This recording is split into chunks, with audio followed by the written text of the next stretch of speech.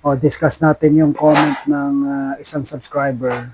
Ang sabi niya, charge daw ng kumpanya sa kanya yung mga short na amount doon sa kaha. So malamang cashier to. Pero sabi niya, hindi niya naman daw kinukuha yung pera. Yung amount daw na charge sa kanya, na sabi niya short daw doon sa computation ng kumpanya, nawawala raw yun sa system. Tapos ang report daw ng kumpanya tungkol doon sa mga cash collection na yon ay hindi updated. So ano daw ang pwedeng i-file niya sa kumpanya? Ang sahod ng isang empleyado, no, protektado ng batas yan.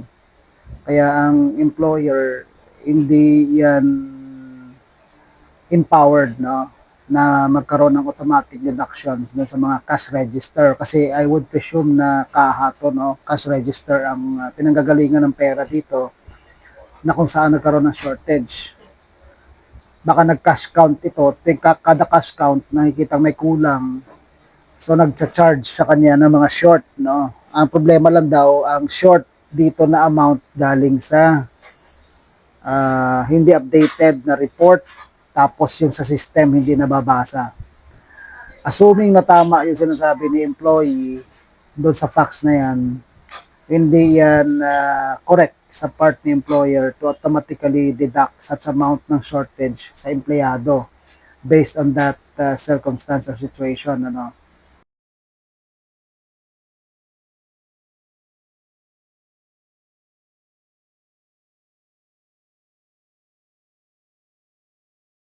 Kasi because of the legal protection sa wage ng isang empleyado, yung mga unreconciled system glitches na yan, software reporting issues, delay, shared access, nang hindi naman na-establish pa muna na fault yan ng empleyado, ay bawal, hindi dapat ginagawa. So anong pwedeng gawin dito? No? So of course, sa ating batas, si employee may cause of action, no? Kung binabawas sa sahod niya yan, di illegal salary deduction yan. Pag may illegal deduction, what can you do? You can file a single entry approach, magsayad na ako sa Department of Labor kapag hindi kayo nagkasundo dyan sa mediation conference, then conciliation mediation conference, then you can elevate the case to compulsory arbitration sa labor arbiter na. So, tatlo ang causes of action na posible dito: illegal or salary deduction, pangalawa, unlawful withholding of wages, and of course, payment of legal interest, kasi nagkaroon ng illegal deduction, hindi mo nagamit yung pera na yun na dapat sa'yo yun, ano? So, you now seek refund or reimbursement of the illegally deducted salary or wage sa'yo dyan. So ngayon, kapag nag-file ka ng kaso, ano ang magiging legal basis mo dito? Ang una, syempre, ang ginawa ng employer sa iyo is violation of Article 113 ng Labor Code, which prohibits wage deduction. So may mga items na pwedeng i-deduct naman ng employer sa employee, pero based on this, the facts of your case, it doesn't show na nabilong ito doon. Kasi ang mga permitted na deduction sa ating Labor Code ay deduction for insurance premium, no, with written authorization, yung mga SSS nyo dyan, PhilHealth, mga insurance yan eh. Union dues, kung ikaw ay member ng union, kung wala naman, di wala naman problema yon. At yung mga cases authorized by law or DOLE regulations. So ito naman medyo malawak kasi sumasaklaw hanggang labor civil code, no, sa ating civil code nakalagay diyan na hindi pwedeng mag deduct employer except for accountability ng empleyado or debt, no. Sa kaso ng Milan versus NLRC, malinaw sinabi ng Supreme Court na pagdating sa accountability, it is considered as debt, no. So yung mga accountability mo sa opisina, utang yan na kung saan pwedeng ibangga ng kumpanya yung claim niya sa utang mo sa kanila, or accountability as against your salary or wage, no.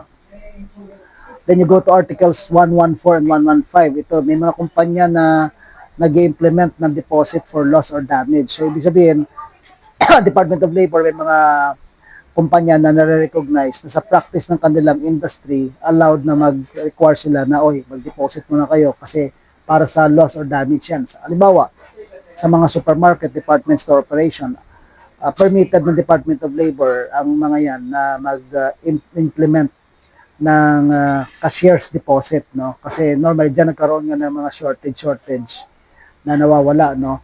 Na kung saan ibabangga naman ang kung ano mang nawawalang pera. But it is not automatic. Dapat mapatunayan talaga na fault mo na ni employee bago mo i-charge sa kanya or ibawas doon sa loss or deposit. Ang requirement ng batas natin dyan, dapat ang four conditions dyan should be satisfied. Una, it is proven clearly na si empleyado talaga ang responsable kung bakit nagkaroon ng shortage sa kanyang kaha, halimbawa. Tapos merong reasonable opportunity to show cause, di ba? May due process, i-notify mo na ni employer, o at ano to, bakit nag-cash count kami sa'yo, short ka.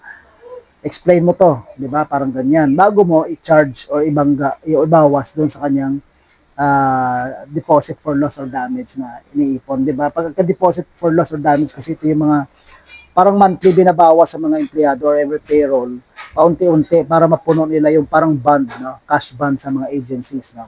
Yan ang equivalent lang. I'm just trying to say in this manner para ma-picture out ninyo, ma-visualize ano ang ibig ko sabihin.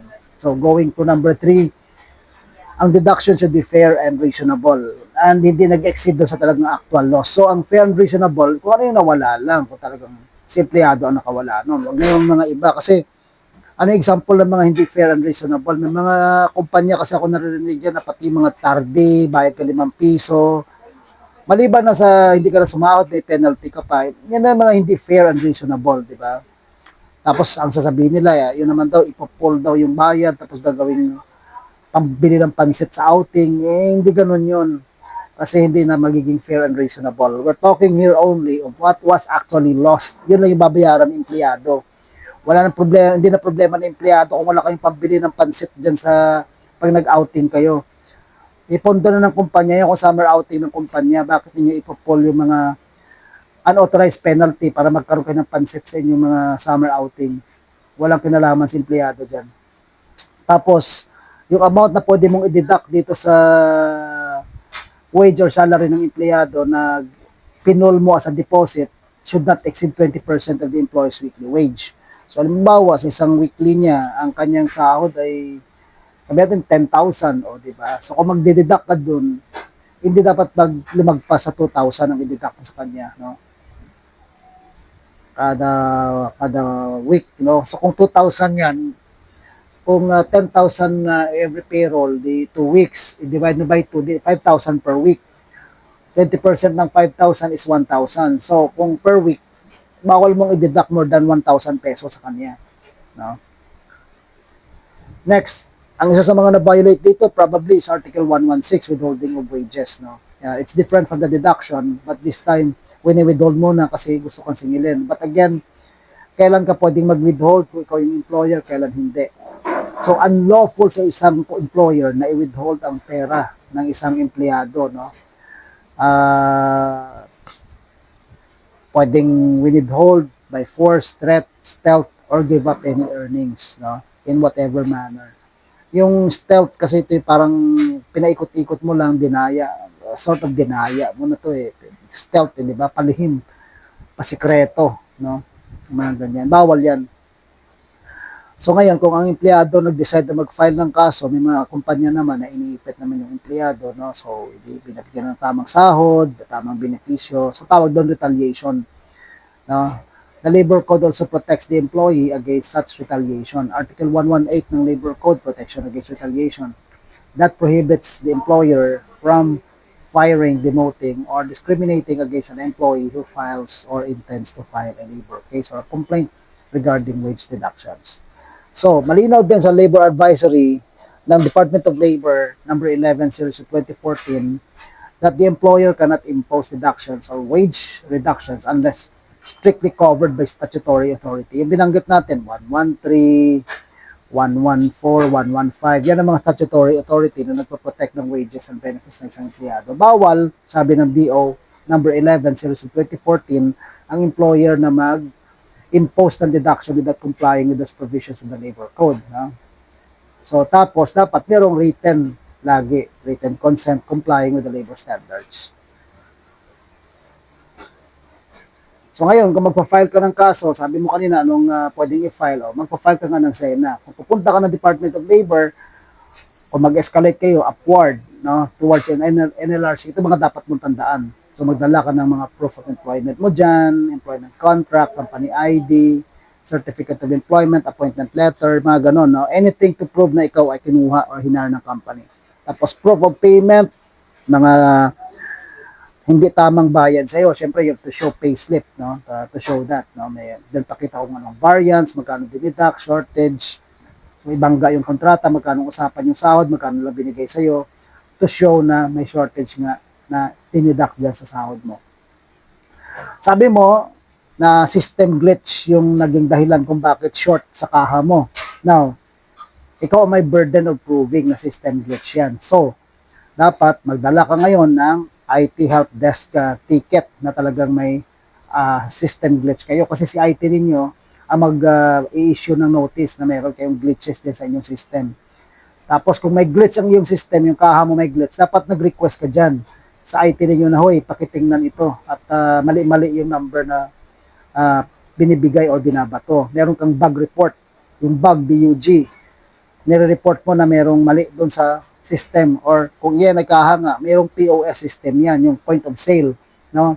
It's a software na ini-install sa mga kaha, sa mga computer nila sa kaha para i-monitor yung magkanong perang pumasok, magkanong lumabas, magkanong sukli, magkanong etc. So sabi mo, error ng inyong system. You have to show that, no? Tapos, ngayon, kung nagka-cash count kayo, so malamang meron kayong mga end of day, no? Pagkatapos ng kaha mo sa isang araw, may end of day reconciliation kayo dyan na ginagawa. Asan ang report showing na meron kayong kulang?